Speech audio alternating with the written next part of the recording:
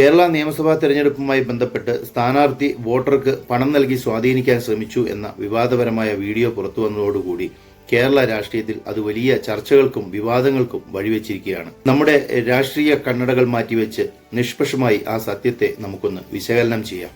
യഥാർത്ഥത്തിൽ ആ പണം നൽകിയവരെയോ അല്ലെങ്കിൽ അത് സ്വീകരിച്ചവരെയോ കുറ്റപ്പെടുത്തുന്നതിൽ എന്ത് അർത്ഥമാണുള്ളത്? ആരോഗ്യരംഗത്ത് നമ്പർ 1 എന്ന് അവകാശപ്പെടുന്ന സൗജന്യ ചികിത്സയും മരുന്നും എല്ലാവർക്കും ഉറപ്പുവരുത്തുന്നു എന്ന് പറയുന്ന നമ്മുടെ കേരളത്തിൽ വാർദ്ധക്യ സഹജമായ അസുഖങ്ങൾക്ക് മരുന്ന് മേടിക്കാൻ ഒരു സാധുവായ സ്ത്രീക്ക് രാഷ്ട്രീയക്കാരുടെ മുന്നിൽ കൈനീട്ടേണ്ടി വരുന്ന ഗതികേട് എന്തുകൊണ്ടാണ് ഉണ്ടായത്?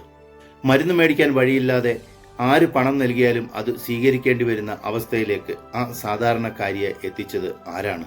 വലിയ വികസനങ്ങളെക്കുറിച്ച് നാം അഭിമാനത്തോടുകൂടി സംസാരിക്കുമ്പോഴും താഴെത്തട്ടിൽ ഒരു നേരത്തെ മരുന്നിന് വകയില്ലാത്ത ഒരു ജനത ഇപ്പോഴും നമ്മൾക്കിടയിലുണ്ട് എന്നത് ഭരണ സംവിധാനങ്ങളുടെ പരാജയമല്ലേ?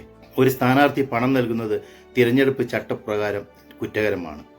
അതിന്റെ പേരിൽ MLA സ്ഥാനം വരെ നഷ്ടപ്പെട്ടേക്കാം, മറ്റ് നിയമപരമായ കുടുക്കുകളിലേക്കും പോയേക്കാം. പക്ഷേ നിയമത്തെക്കാൾ വലുതാണ് ഒരു നേരത്തെ മരുന്നിനു വേണ്ടിയുള്ള ആ സ്ത്രീയുടെ നിലവിളി. പണം കൊടുത്തതിൽ തെറ്റുണ്ടായിരിക്കാം, എന്നാൽ ആ പണം സ്വീകരിക്കേണ്ട ഗതികേട് ആ സ്ത്രീക്ക് വരുത്തിവെച്ചത് ആരാണ് എന്നതാണ് ഇവിടെ നാം ചോദിക്കേണ്ട ഏറ്റവും വലിയ ചോദ്യം. തിരഞ്ഞെടുപ്പുകൾ വരും പോകും. അധികാരം ആര് പിടിച്ചാലും ഇത്തരം സാധാരണക്കാരുടെ അടിസ്ഥാന ആവശ്യങ്ങൾ നിറവേറ്റാൻ ഇവിടുത്തെ സിസ്റ്റത്തിന് എന്നാണോ സാധിക്കുന്നത് അന്ന് മാത്രമേ കേരളം യഥാർത്ഥത്തിൽ വികസിച്ചു എന്ന് നമുക്ക് പറയാനാവൂ. വിവാദങ്ങൾക്കപ്പുറം നൊമ്പരപ്പെടുത്തുന്ന ഈ യാഥാർത്ഥ്യം നാം തിരിച്ചറിയേണ്ടതുണ്ട്. The Heritage Files. Untold histories. Unhealed scars.